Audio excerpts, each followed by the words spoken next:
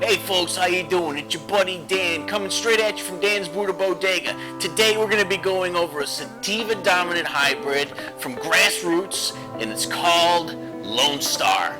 Let's just get right into it.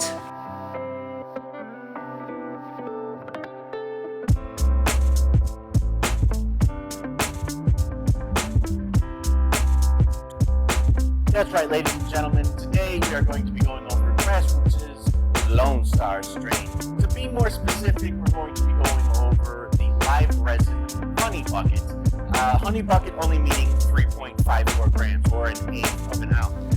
Lonestar is actually a really cool sativa heavy hybrid that is a cross between ChemDog number 4 and Trey Dog. Trez Dog? Trey Dog? I don't know. If it's fancy, it's Trey. If it's not, it's Trez Dog.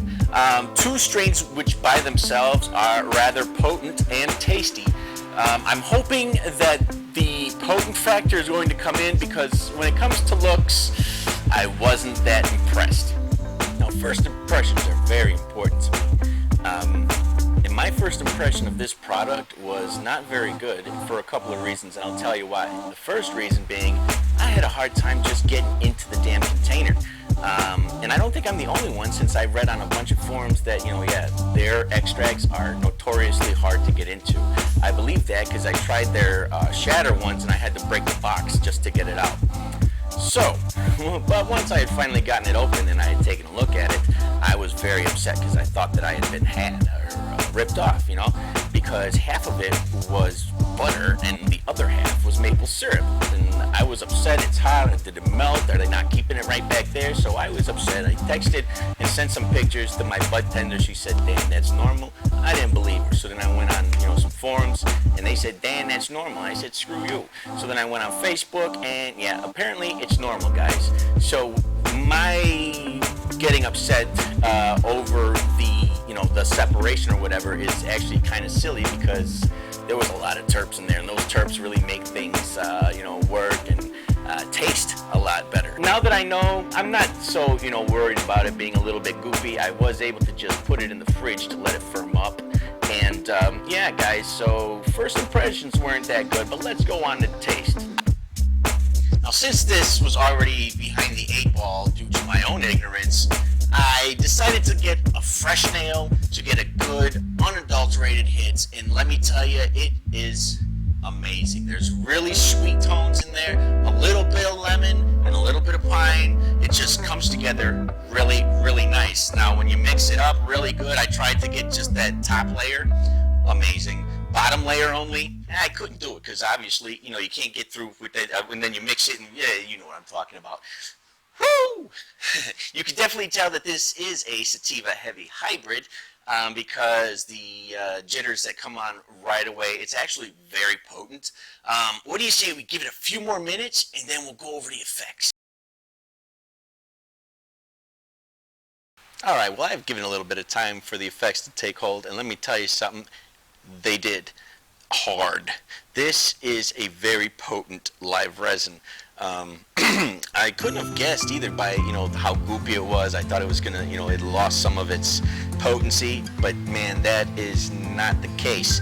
I mean, it was fast, it was heavy, so yeah, very potent flower.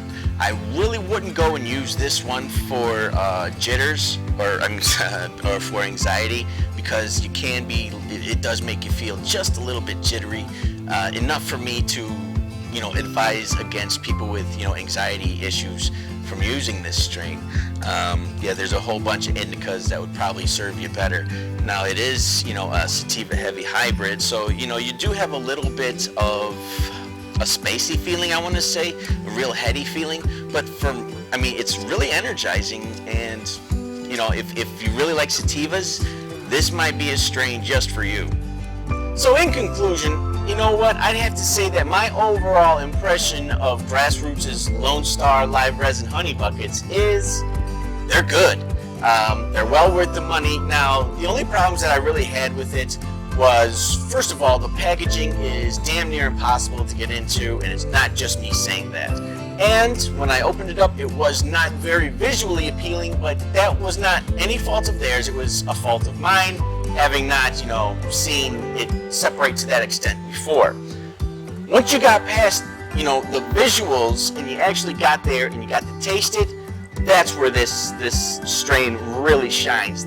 The flavor is very potent, the smell, very potent but pleasing, and the effects are really, really fast, guys, and it's very, very potent. If you're a fan of sativa heavy hybrids or just a sativa fan in general, this is a great strain for you. However, if you are not a very big sativa fan, I'd kind of stay away from Lonestar. It can cause a little bit of that jittery sensation, so at least in me. So yeah, probably not the best strain for an anxiety disorder or just general anxiety in general. But if you're looking for something that you can do and keep your energy up, this is definitely a strain for you. Well, that just about does it for me, folks. I'd like to say thank you to all my viewers, friends, family, supporters, everybody that's been with me throughout this whole process. If you liked the video, please give it a thumbs up. Don't forget to hit that subscribe button and the bell to get notifications every time a video comes out. So, on behalf of everybody here at the bodega, I'll catch you later. Don't forget to tune in next week when we review the Res Remover Pipe Cleaner.